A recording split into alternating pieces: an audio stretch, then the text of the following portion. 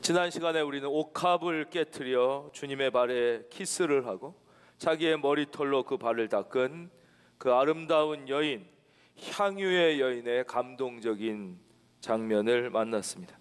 그러나 오늘 말씀 속에는 이 여인과 아주 대조적인 정반대의 한 사람을 만나게 됩니다. 그 사람의 이름은 바로 가롯 유다입니다. 가롯 유다는 예수님의 12제자 중에 한 사람으로 예수님과 함께 먹고 함께 자고 함께 살았던 사람입니다. 그러나 그가 은 30의 돈 때문에 자기 스승을 팔아넘긴 배신자가 됩니다. 바로 여기에서 참 예배자와 가짜 예배자, 진정한 예배자와 거짓 예배자가 구분됩니다. 이 한 이름 없는 여인은 하나님의 은혜의 도구로 사용되었지만 12제자 중에 하나였던 가롯 유다는 죄악의 도구가 되었습니다.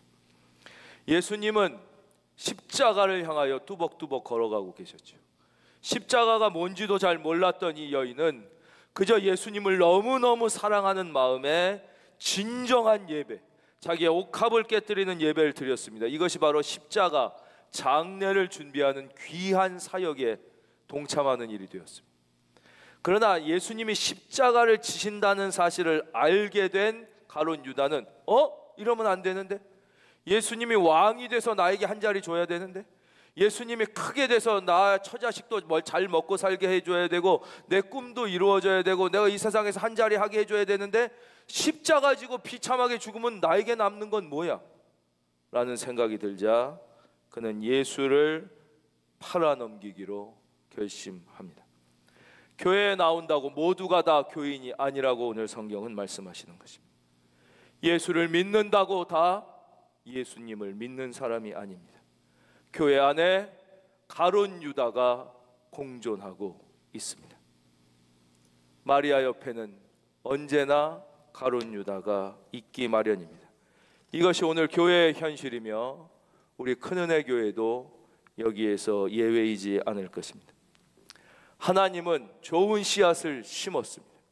마치 농부가 밭에 좋은 곡식을 심었으나 하룻밤 자고 나니까 독보리가 가라지가 자라난 것과 마찬가지로 오늘날 교회의 현실에서도 이 향유의 여인 옆에는 가롯 유다가 존재하고 있습니다.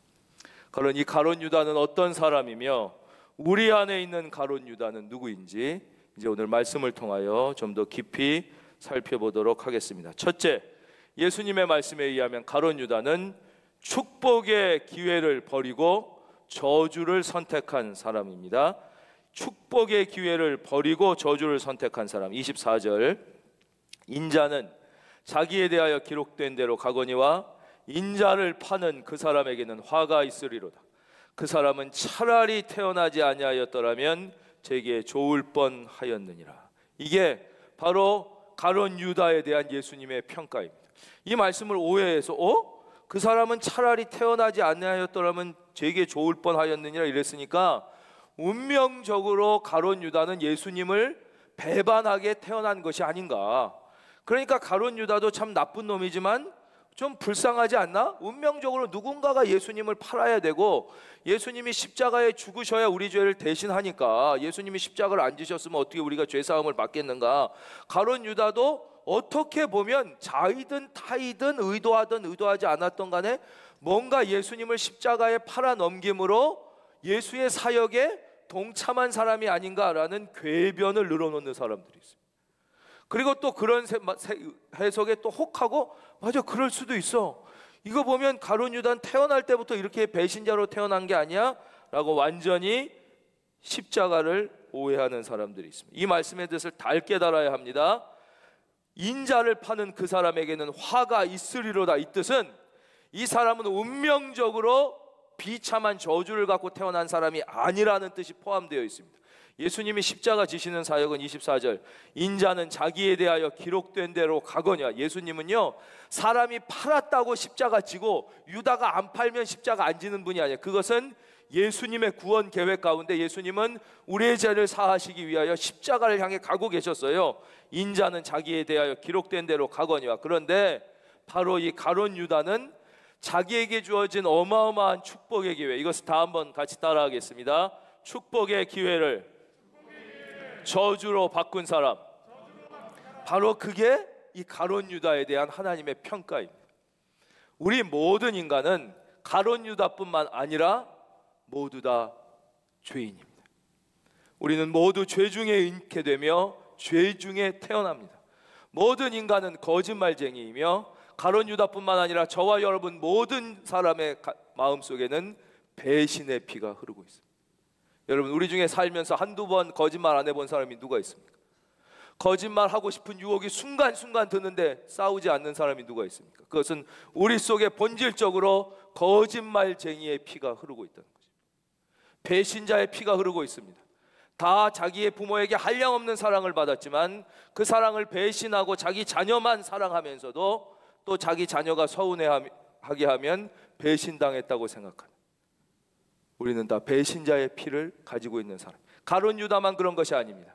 그런데 그런 죄 중에 죄인으로 태어난 우리가 하나님의 특별한 사랑하심으로 말미암아 하나님의 선택을 받아 하나님의 자녀가 되는, 믿으시면 아멘, 이 축복의 기회를 받게 된 것이죠. 그러나 이 축복의 기회를 붙잡고 하나님의 자녀로 마지막까지 승리하는 사람만 있는 것은 아니에요. 세상의 욕심과 탐욕에 이끌려 하나님이 선택해 주신 이 하나님의 자녀의 축복의 기회를 버리고 하나님을 배신하고 세상으로 죄악 가운데로 떠나는 사람이 존재하는 것입니다. 가룟 유다는 특별히 축복의 기회 중에서도 예수님의 12제자 중에, 이건 아무나 받는 축복이 아니에요. 특별한 예수님의 말씀을 가장 가까이서 듣고 예수님의 기적을 가장 가까이서 보며 예수님의 그 사랑의 눈빛을 가장 가까이서 받았던 가장 큰 축복의 기회를 받았는데, 자신의 자존심과 스스로의 의와 마지막 탐욕을 이기지 못하여 그 축복의 기회를 배신하고 저주의 기회를 택함으로 가장 저주를 받은 인간이 되었다는 것이죠. 여러분, 이 시간 축복하겠습니다. 살아계신 하나님의 은혜를 받은 모든 분들은 단 한 명도 축복의 기회를 저주로 바꾸지 않기를 예수의 이름으로 축원합니다. 우리 가운데서도 그렇습니다. 우리는 어떤 가정에서 태어나는 날 중요하게 생각한다고 그랬죠. 그래서 좋은 가문에 태어나는 것, 그리고 힘든 가문에 태어나는 것을 마치 불행한 것처럼 생각합니다. 그러나 하나님은 그렇게 말씀하시지 않는 거예요. 우리 중에는 아주 부잣집에서 태어난 사람도 있고 아주 비참한 가정에서 태어난 사람도 있을 거예요. 명문가도 있지만 사생아로 태어난 사람도 있어요. 그러나 그게 중요한 게 아니에요. 어느 가정에 태어났든 무슨 환경에 있든지 하나님은 반드시 그 사람에게 축복의 기회를 주시는 것이에요. 그 축복의 기회를 붙잡는 사람이 있고, 보십시오, 세상 사람들이 부러워하는 명문가 재벌의 자녀로 태어났는데 마약에 빠진다든가 자살로 인생을 끝마치는 사람들도 얼마나 많습니까? 어떤 환경에 태어났다고 해서 다 축복이 사는 게 아니에요. 거기서도 저주를 택하면 가장 비참한 인간이 되는 것이죠. 바로 이 가룟 유다는 가장 축복을 받을 수 있는 기회를 하나님이 주셨는데도 불구하고 그 12제자의 축복을 버리고 예수님을 배신하는 이 비극, 저주를 선택했다는 뜻이죠. 다시 한번 축복하겠습니다. 단 한 명도 축복의 기회를 버리고 저주를 택하는 자가 없을지어다. 두 번째로, 가룟 유다는 도둑놈입니다. 성경은 가룟 유다를 도둑이라고 말씀하십니다. 요한복음 12장 6절. 이렇게 말하면 가난한 자들을 생각함이 아니요 그는 도둑이라. 돈꾀를 막고 거기 넣는 것을 훔쳐 가미러라. 예수님 당시에도 예수님께서 말씀을 전하시면 큰 은혜를 받고 또 기적을 행하시고 병 치유하시는 모습을 보고 많은 사람들이 주님 앞에 헌금을 드렸습니다. 그럼 헌금을 많이 드리게 되면 누군가는 그 헌금을 맡아서 관리하는 사람이 필요할 것입니다. 오늘날 교회에 재정을 관리하는 사람들과 마찬가지입니다. 특별히 그 예수님을 따르던 사람들은 유다에게 이 임무를 맡겼습니다. 그것은 유다가 능력이 있었다는 것입니다. 가룟 유다는 계산이 정확하고 빠르고 돈을 관리할 줄 아는 능력이 있었던 은사받은 사람입니다. 주로 계산이 빠르고 정확하며 돈을 관리할 줄 아는 능력을 가진 사람들의 특징은 이 사람들이 기획 능력이 있다는 것입니다. 바로 가룟 유다는 기획 능력도 있었던 뛰어난 사람입니다. 근데 이 사람이 지난 시간 그 여인이 옥합을 깨트려서 주님 앞에 붙자 바로 이렇게 얘기하잖아요. 아니, 옥합 하나면 300데나리온이면 3천만 원이야. 이건 보통 사람의 1년치 월급이야. 200데나리온이면 5천 명을 먹이는데 300이면 7,500명을 먹일 수 있는 이 엄청난 돈을 땅바닥에 깨붓는 게 너 말이 되냐? 이것을 팔아서 가난한 사람을 위하여 쓰는 게 훨씬 더 정의롭고 합리적이지 않냐? 이 얘기를 합니다. 그냥 들으면 이게 대단히 정의로워 들리고 옳은 얘기 같이 들리고 합리적으로 들리지만 중요한 것은 예수님은 속지 않으셨다는 사실입니다. 예수님은 겉으로는 정의를 이야기하면서 입으로는 합리를 이야기하면서 속으로는 자기의 욕망을 채우려고 하는 가룟 유다에게 속지 않으셨습니다. 여러분 분명히 기억하십시오. 사람은 속일 수 있으나 하나님은 속일 수 없습니다. 오늘 이 세상에도 입으로는 정의를 얘기하고 말로는 합리를 얘기하면서 속으로는 자기의 능력이나 위치나 전문 지식을 이용하여 자기의 탐욕을 채우는 사람들이 얼마나 많은지 모릅니다. 정부 기관에도 회사에도 학교에도 심지어 교회 안내조차 이런 사람들이 들어와 있는 것이 오늘의 현실입니다. 교회가 얼마나 좋은 일을 많이 합니까? 이 대한민국에서 교회가 큰 일도 많이 하고 좋은 일도 많이 하는데도 불구하고 오늘날 교회의 지도자들이 썩었다라는 욕을 먹는 이유가 여기에 있습니다. 많은 밖에서 볼 때 합리적이고 정의롭고 능력 있어 보이는 교회의 지도자들이 정의와 합리의 이름으로 교회의 이름으로 자기의 탐욕을 채우는 일들이 있기 때문에 우리는 그런 비난을 당하고 있는 것입니다. 그러나 사람은 속일 수 있으나 예수님은 속지 않으셨습니다. 우리 모두의 안에도 다 이러한 가룟 유다가 있습니다. 이것은 어떤 소수의 사람들이나 교회 지도자의 문제라고 생각해서는 안 됩니다. 그렇게 생각하는 순간 바로 내가 축복의 기회를 버리고 저주를 붙잡은 가룟 유다가 되는 것입니다. 이 세상에는 사기치는 사람들이 있습니다. 도둑놈이 있습니다. 강도들이 있습니다. 뭐 뉴스에 보면 온갖 특이한 방법으로 머리를 써서 사기를 치고 남의 돈을 자기가 뺏어갑니다. 도둑놈도 마찬가지고 강도도 마찬가지입니다. 남의 돈을 자기 걸로 뺏어가는 건 다 사기꾼 나쁜 놈들이고 도둑입니다.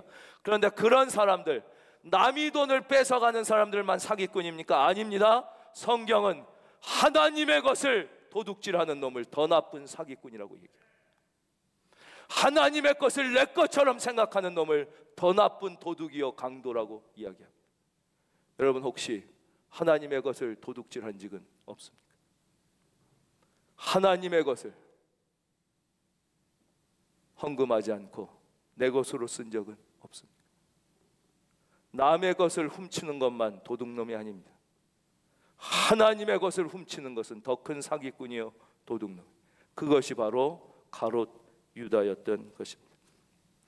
세 번째, 가룟 유다는 두 얼굴을 가진 이중인격자였습니다.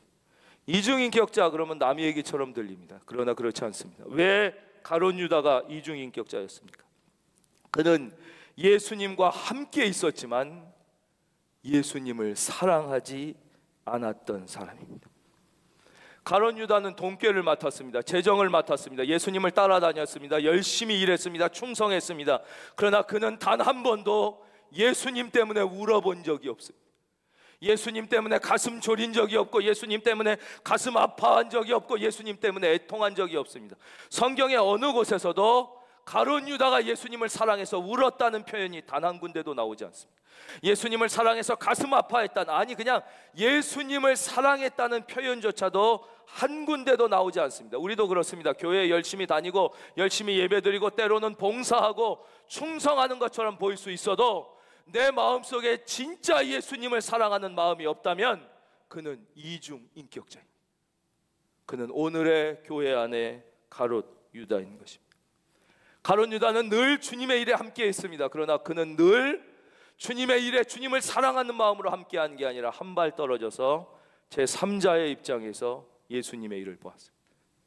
오늘날도 많은 그리스도인들이 교회가 하는 일을 자기가 교회거든요. 예수 그리스도의 십자가 보혈로 구원받아 우리가 교회의 지체인데 한 발 떨어져서 교회가 하는 일을 바라봅니다.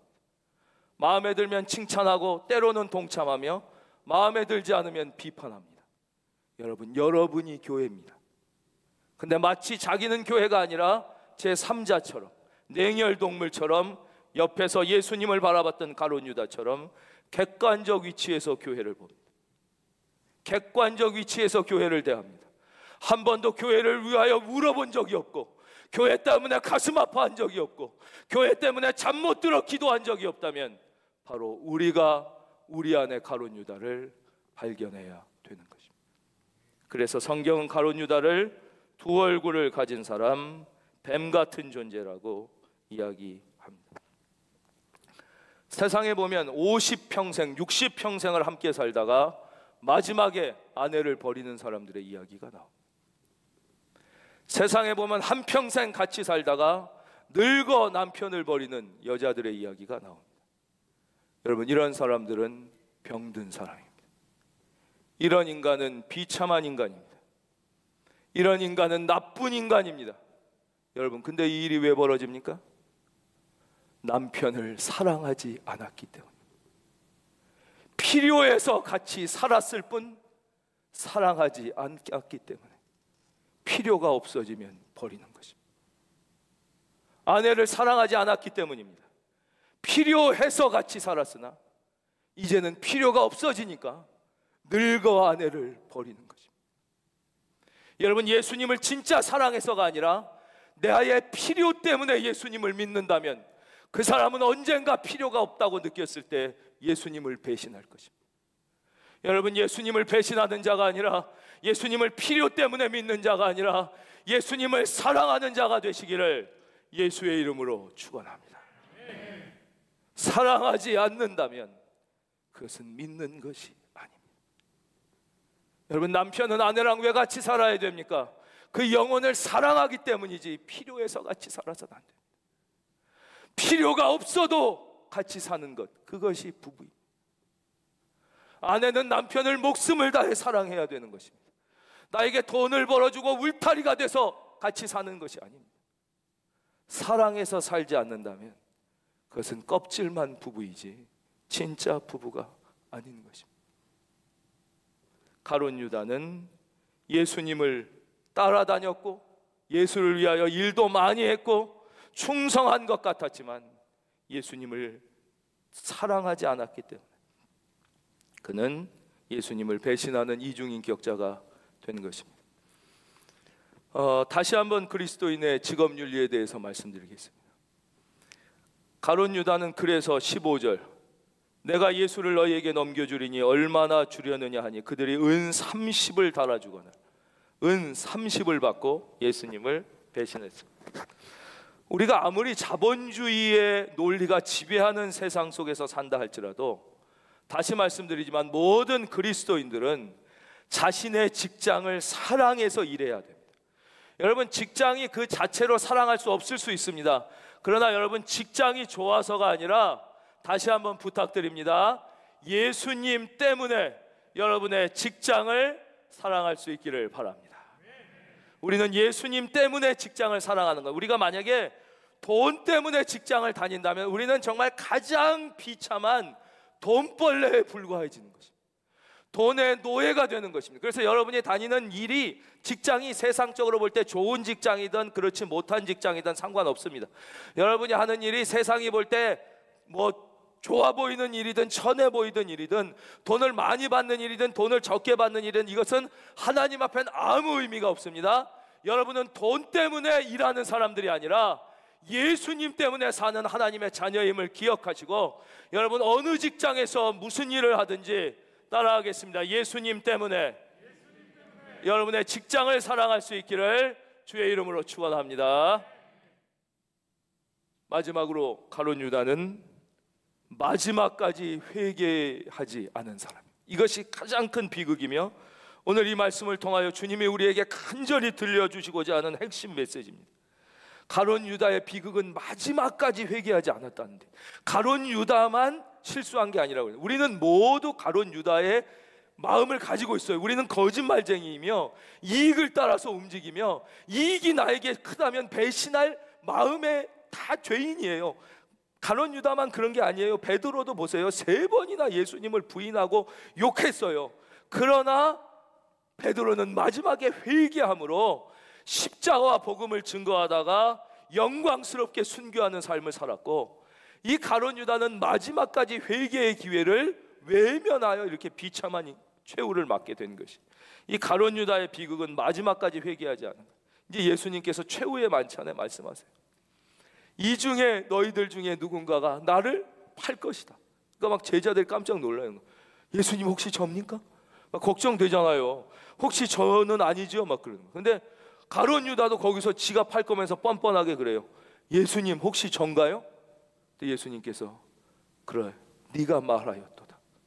근데도 못 들은 척하면서 싹 빠져.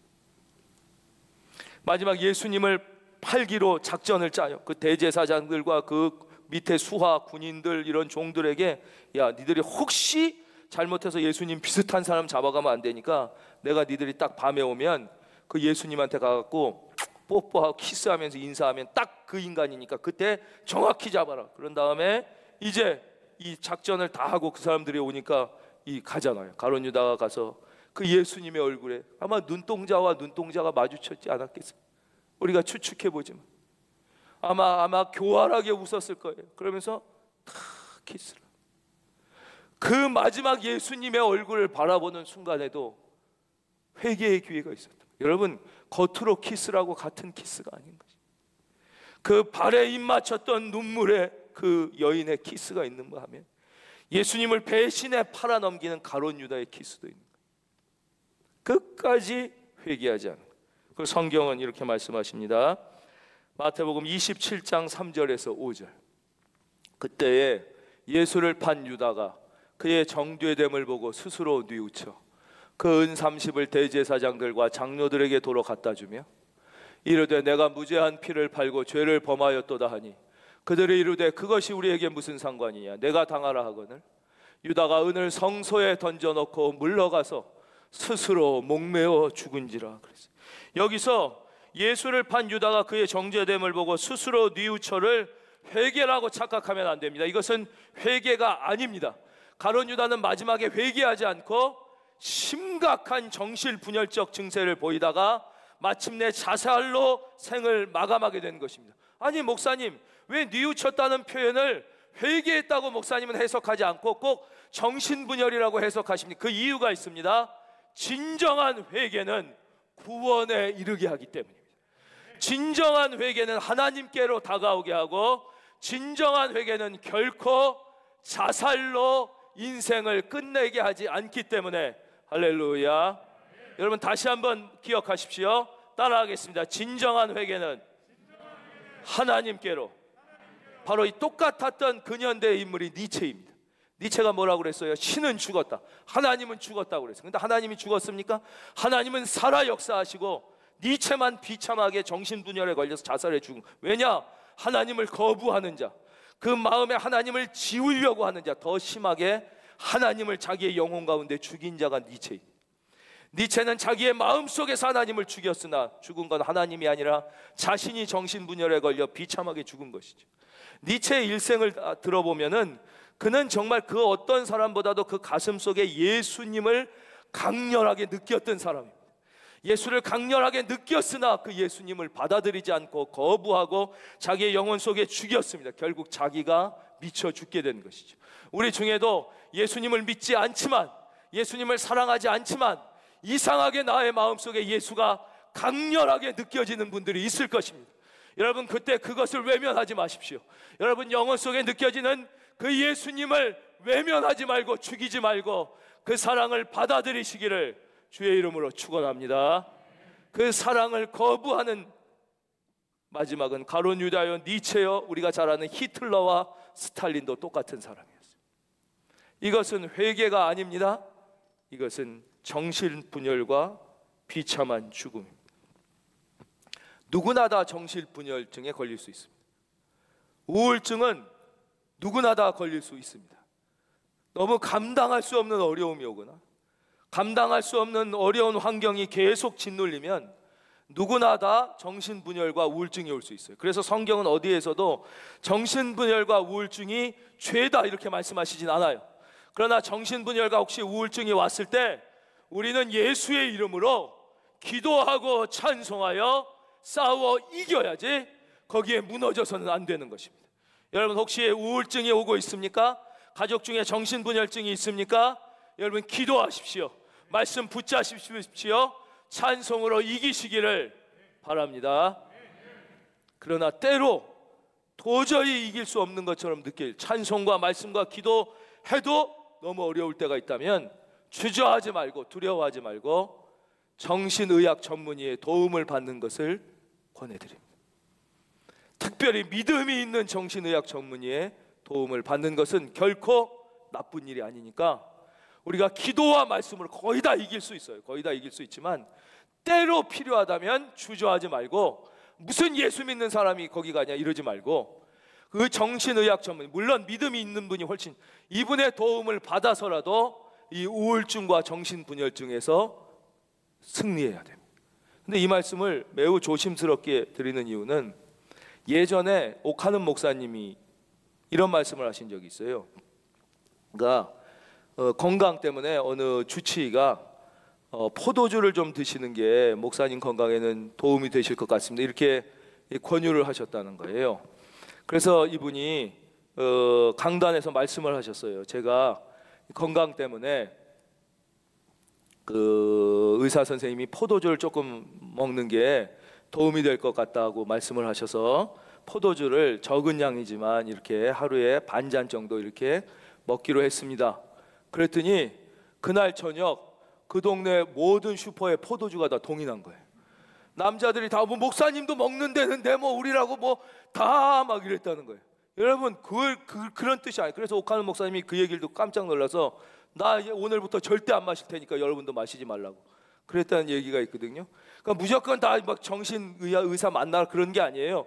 우리는 기도로 예수의 이름으로 따라하겠습니다. 예수의 이름으로 승리할 수 있어요. 예, 때로 그분들의 도움을 받는 것이 큰 죄가 아니니까 필요할 때는 주저하지 않고 받아도 된다는 것이지 이건 다 뭐 정신병원 가라는 뜻이구나 이렇게 이해하시지 말라는 뜻입니다.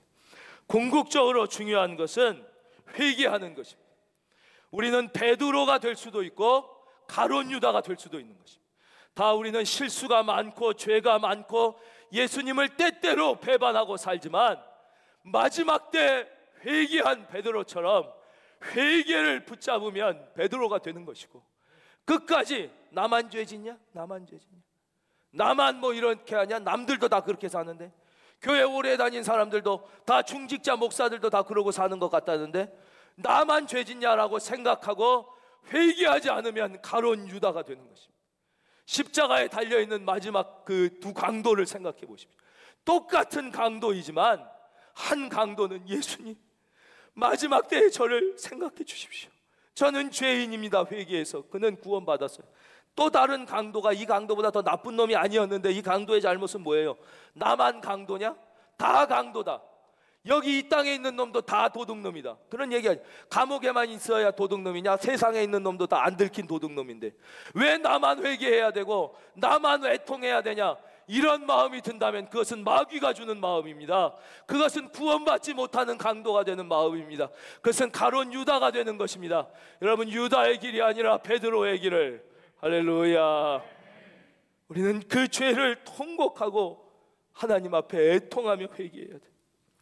그래서 가룟 유다를 보면 우리 자신을 보는 것 같고요, 가룟 유다의 비참한 최후를 보면 마음이 얼마나 아픈지 모릅니다. 왜냐? 우리 안에 다 가룟 유다가 있기 때문에 그렇습니다. 도대체 가룟 유다는 그런데 이 마지막까지 왜 회개하지 못했을까요? 그 이유가, 그 해답이 요한복음 13장 2절에 있습니다. 마귀가 벌써 시몬의 아들 가룟 유다의 마음에 예수를 팔려는 생각을 넣었더라. 그 배후에는 마귀 사탄이 있었다는 것을 우리는 잊으면 안 됩니다. 배후에는 마귀 사탄이 있어요. 마귀라는 뜻을 직역하면 참소자라는 뜻이고 똑같은 말입니다. 사탄도 사탄을 직역하면 배신자라는 뜻입니다. 대적자, 하나님을 배신한 루시퍼 천사가 사탄입니다. 바로 이 회개하지 않는 마음의 배후에는 사탄이 있다는 거죠. 이거를 또 잘못 이해해서 그러면 사탄 잘못 아니냐, 가룟 유다 잘못이 아니지 않습니까? 이렇게 생각하면 또 안 되는 것입니다. 마귀 사탄은 가룟 유다에게만 온 것이 아니에요. 베드로에게도 왔고 예수님에게도 왔고 오늘 우리에게도 계속 오고 있는 것이. 보세요. 베드로가 주는 그리스도시요 살아계신 하나님의 아들이십니다. 그러니까 예수님께서 바요나 시몬아 내가 복이 있도다. 그리고 십자가 지실 거 말씀하자 베드로가 뭐라, 예수님 십자가 지시면 큰일 나요. 여기서 왕 돼서 나에게 한 자리 주셔야죠. 그러니까 예수님이 뭐라고 그래? 사탄아 내 뒤로 물러가라. 베드로에게도 왔습니다. 그때만 왔습니까? 예수님이 십자가에 달리실 때 사탄이 와서 3번이나 예수님을 부인하고 저주하게 만든 것이. 우리가 잘 아는 대로 마귀 사탄은 예수님께도 와요. 예수님이 40일 금식하고 너무나 배가 고프니까 뭐라 그래요? 너 하나님 아들이냐? 돌 갖고 떡 만들어라. 그리고 유혹할 때 예수님께서 속지 않으시고 사람이 떡으로만 살 것이 아니요 하늘에 계신 하나님의 말씀으로 산다. 그랬어요. 먹고 사는 문제, 그 다음엔 뭐예요? 자존심의 문제를 건드립니다. 우리도 먹고 사는 문제 다음에는 자존심의 문제 때문에 다 넘어지지 않습니까? 네가 하나님의 아들이야? 뛰어내려봐. 그럼 천사들이 가서 너 받쳐줄 거예요. 그러나 예수님은 속지 않으셨습니다. 주 너의 하나님을 시험하지 말라. 승리하셨습니다. 마지막에 예수님 불러서 성전 꼭대기에 놓고 온갖 세상의 부와 명예와 권력, 좋은 것을 다 보여줬습니다. 여러분 너무 좋은 것 보지 마십시오. 넘어가기 쉽습니다. 너무 좋은 것 보면요 사람이 마음이 약해져요. 대단한 사람이 별로 없습니다. 그 예수님 앞에 세상의 모든 부와 명예와 권력을 다 보여준 다음에 너 나한테 고개 잠깐만 숙이면 이거 다 주겠다 그랬어요. 올해도 아니야, 한 번만 숙이면 다 주겠다고 그랬지만 예수님은 속지 않고 이긴 것입니다. 여러분 사탄은요 어제도 찾아오고 오늘도 찾아오고 내일도 찾아와요. 한 번 우리가 이겼다고 또 영원히 안 찾아오는 것이 아니에요. 따라하겠습니다. 날마다, 다 함께 날마다 예수의 이름으로 우리는 승리해야 할 줄로 믿습니다. 우리는 사탄의 배후가 있다는 것을 깨닫고 우리에게 사탄은 육신을 쳐서 올 때도 있어요. 때로는 자존심을 쳐서 올 때도 있어요. 때로는 세상의 부와 좋은 것들을 가지고 올 때가 있어요. 날마다 우리는 기도로 승리해야지, 그렇지 않으면 우리는 넘어지는 것이. 이 가룟 유다의 최후를 성경은 우리에게 묘사해 주고 있습니다. 사도행전 1장 8절입니다. 이 사람이 불의의 삭스로 밭을 사고 난 후에 몸이 곤두박질하여 배가 터져 창자가 다 흘러나온지라. 이 말씀은 그대로 받아들여도 됩니다. 바로 마귀의 종된, 마귀의 유혹에 넘어간 그 비참한 최후는 이렇습니다. 이것을 우리는 영적으로 이해해야 합니다. 우리가 예수의 이름으로 승리하지 못하고 마귀의 유혹에 넘어가 가룟 유다처럼 되면 우리의 영적인 최후는 가장 이렇게 비참해진다는 것이. 그렇기 때문에 마귀는 겉으로는 모든 좋은 것을 다 줄 것으로 우리를 유혹하는 거예요.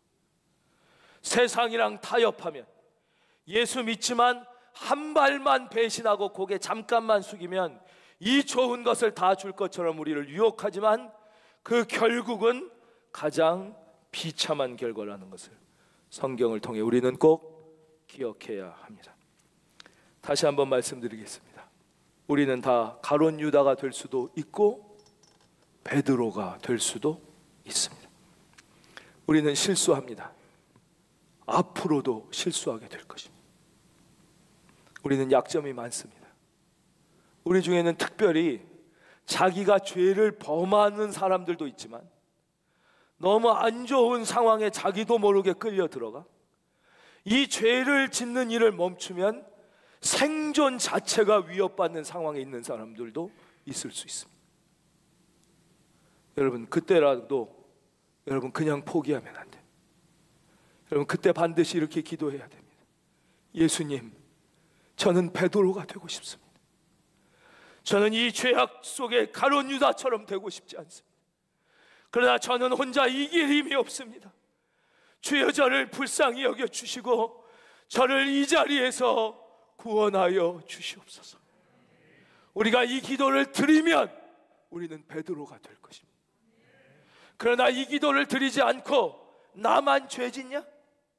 남들도 다 죄 짓고도 떡덩거리며 잘 사는 것 같은데 라는 마음을 가지면 우리는 모두 다 가룟 유다가 되는 것입니다. 여러분, 다시 한번 원합니다. 다시 한번 축복합니다. 단 한 사람도 가룟 유다가 아니라 베드로처럼 되기를 바랍니다. 바로 우리에게 달려 있습니다.